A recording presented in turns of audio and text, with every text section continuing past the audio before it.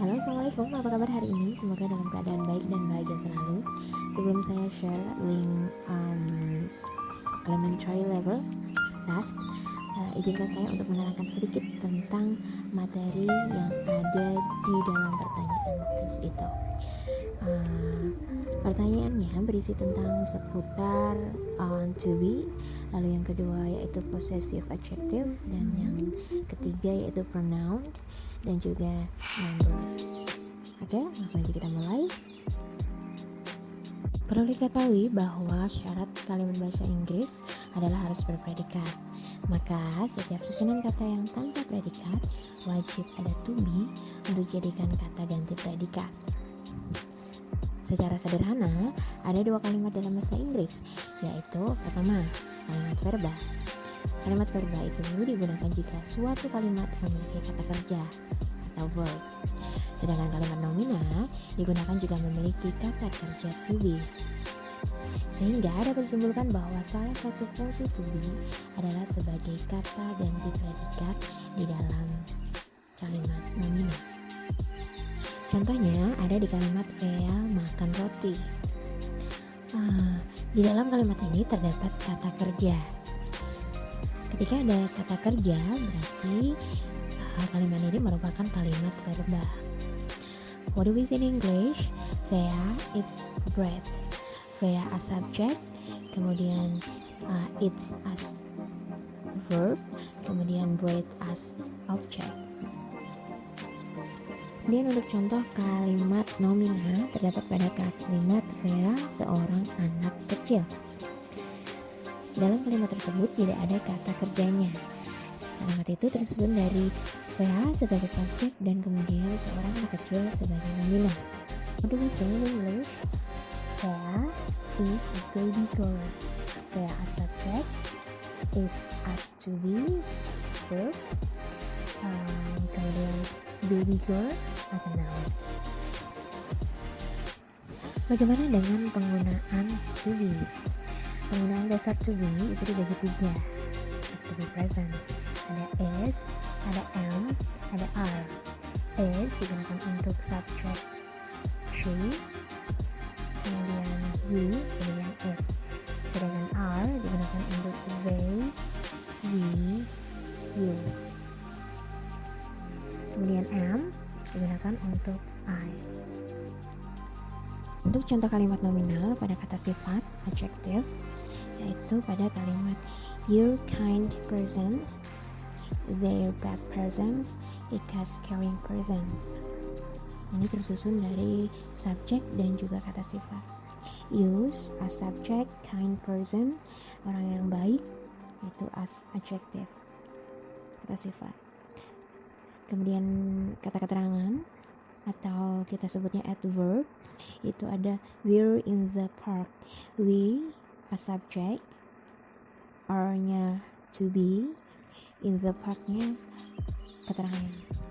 I'm at the lobby, I-nya subject, am verb, to be as verb, and at the lobby keterangan juga. He's at Bali today, dia berada di Bali. Untuk kata benda, kayak I'm a teacher, saya seorang guru.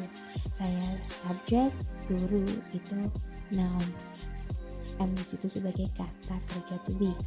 She is a secretary, dia seorang sekretaris.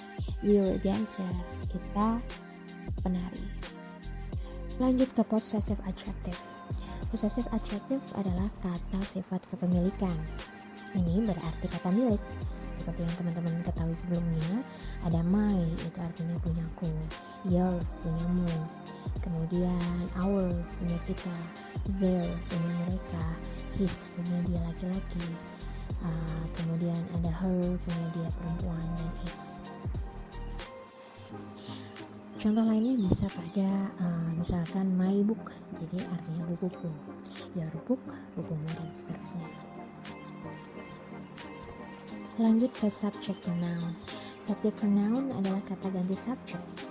Seperti yang teman-teman ketahui sebelumnya, ada 3 pronoun, yaitu ada kata ganti orang pertama atau yang diajak berbicara, ada kata ganti orang kedua yang diajak bicara, dan juga terakhir ada kata ganti orang ketiga yang dibicarakan.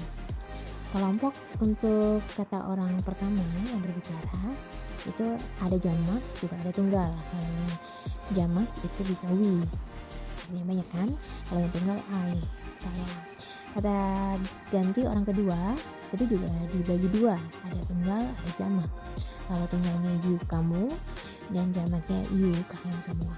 Kalau dalam bahasa Indonesia kamu dan kalian semua itu beda, tapi kalau bahasa Inggris walaupun kamu ataupun kalian semua, bahasa Inggris tetap sama, you. Bisa jadi you satu orang, bisa jadi you kalian semua banyak orang. Untuk orang ketiga yang dibicarakan itu juga ada tunggal dan jamaknya. Kalau tunggalnya itu kalau dia cowok dia he, kalau cewek she. Kalau satunya benda itu it. Dan juga yang jamak itu they, artinya mereka. Untuk angka pasti udah pada tahu semuanya ya, ketika belasan itu ditambah kata tin di akhir katanya. Untuk puluhan itu ditambah kata t di belakangnya. Kalau ratusan itu hundred, kalau ribuan itu thousand. Nah, kadang-kadang kita beda di penulisannya, keselio di penulisannya. Untuk yang angka 13 itu 13, 30 itu 13, tulisannya berbeda seperti ini. Untuk 5 yang berhubungan dengan 5 itu juga sama, bukan 5 tapi 15, 50. 5 itu hanya untuk angka 5. Jadi bukan kata 15, bukan, tapi 15, 50 begitu. Untuk penulisan nomor yang lain itu juga saya kelompokkan sesuai yang tersulit. Biasanya kata V itu berada di belakang, sedangkan kata F itu biasanya di depan. Oke, saya rasa cukup sekian dari saya. Mudah-mudahan membantu untuk mengerjakan soal. Silakan teman-teman klik link di description box. Jangan lupa like, comment, dan juga share video ini supaya saya lebih semangat lagi untuk membuat soal part 2. Mudah-mudahan berhasil. Oh ya, jangan khawatir soal nilainya, soalnya nilainya hanya saya dan teman-teman aja yang tahu skor yang didapat. Di dalam tesnya saya juga sertakan jawabannya supaya teman-teman tahu jawaban mana yang betul. Ada 44 poin untuk tes pertama ini. Mudah-mudahan bermanfaat. Wassalamualaikum.